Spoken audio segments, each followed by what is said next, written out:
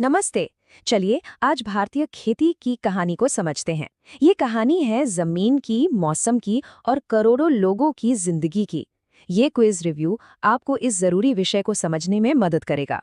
चलिए शुरुआत करते हैं इस तस्वीर से। ये सिर्फ धान की रोपाई नहीं है, बल्कि एक परंपरा है जो पीढ़ियों से चली आ रही है। देखिए, भारत की लगभग आधी आबादी की रोजी रोटी खेती पर ही निर्भर है। तो ये सिर्फ एक पेशा नहीं, बल्कि हमारे देश की धड़कन है। और ये जो आंकड़ा है ये बहुत जरूरी है। ग्रामीण भारत में 75% से ज्यादा खेती का काम असल में महिलाएं करती हैं।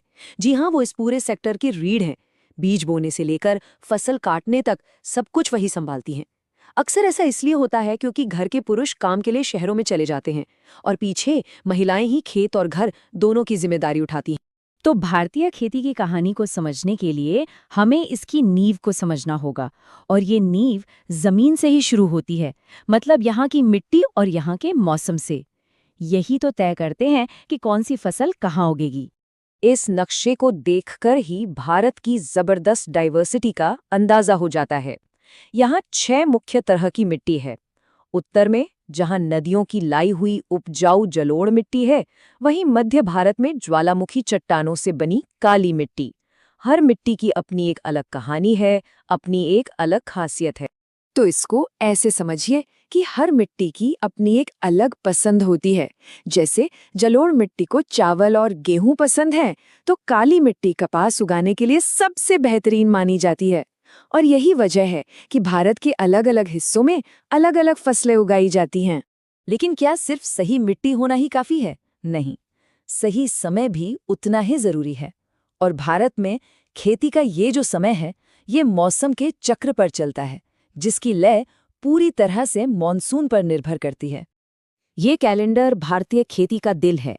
ये साल को 3 मुख्य फसली मौसमों में बांटता है: खरीफ, रबी और जायद। जायद एक छोटा मौसम है जो रबी और खरीफ के बीच आता है, जिसमें तरबूज और खीरे जैसी फसलें उगाई जाती हैं। ये सिर्फ एक टाइमलाइन नहीं है, ये वो धुन है जिस पर करोड़ों किसानों की जिंदगी नाचती है। खरीफ की फसलें, मतलब मॉनसून की फसलें, इनकी कामयाबी पूरी तरह से इस बात पर निर्भर करती है कि मॉनसून की बारिश सही समय पर आए, क्योंकि इन्हें बढ़ने के लिए ढेर सारा पानी चाहिए होता है। और फिर आती हैं रबी की फसलें, जो बिल्कुल इसके उलट हैं। ये सर्दियों के ठंडे और सूखे मौसम में उगती हैं।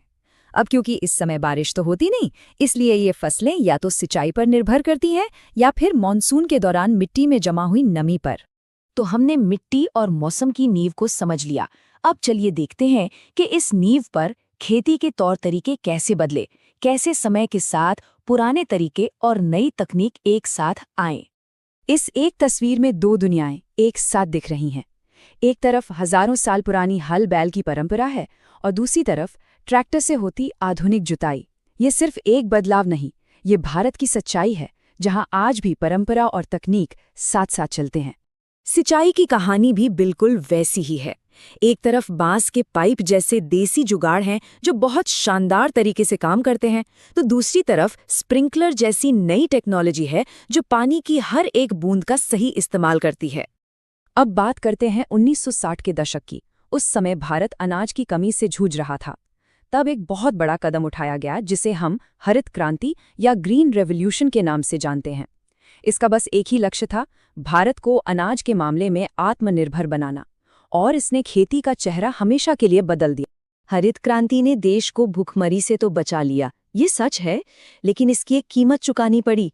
ज्यादा उपज के लिए केमिकल फर्टिलाइजर और बहुत ज्यादा पानी का इस्तेमाल हुआ। इसका नतीजा, हमारी मिट्टी की सेहत बिगड़ने लगी और जमीन के नीचे का पानी भी खत्म होने लगा। ये वो चुनौतियां हैं जिनसे हम आज भी निपट रहे हैं। तो अब सवाल ये उठता है कि आगे का रास्ता क्या है? हम ऐसा रास्ता कैसे खोजें जहां पैदावार भी भरपूर हो और हमारी धरती भी सेहतमंद रहे? इसका जवाब शायद हमारे अतीत और भविष्य को मिलाने में ही छिपा है। जैसे ये देखिए, उत्तराखंड में सीढ़ीदार खेती। ये हजारों साल पुरानी तकनीक है जो पहाड़ों पर मिट्टी को बहने से रोकती है। जब हम ऐसे पुराने ज्ञान को नए विज्ञान के साथ जोड़ते हैं तो हमें टिकाऊ समाधान मिलते हैं। इसका मतलब है जैविक खेती, यानी ऑर्गेनिक फार्मिंग की तरफ लौटना, फसल चक्र अपनाना और नीम जैसे प्राकृतिक कीटनाशकों का इस्तेमाल करना।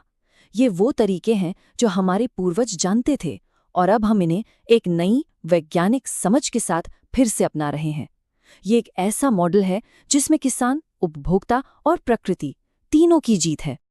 और अगर किसी को लगता है कि ये बातें सिर्फ किताबों में अच्छी लगती हैं, तो सिक्किम को देखिए। ये भारत का पहला राज्य है जो 100% ऑर्गेनिक बन गया है।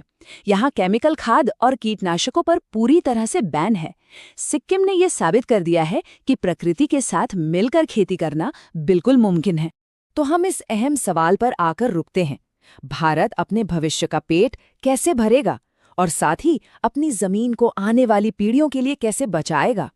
इसका जवाब पुराने ज्ञान और नए विज्ञान को एक साथ लाने में ही छिपा है।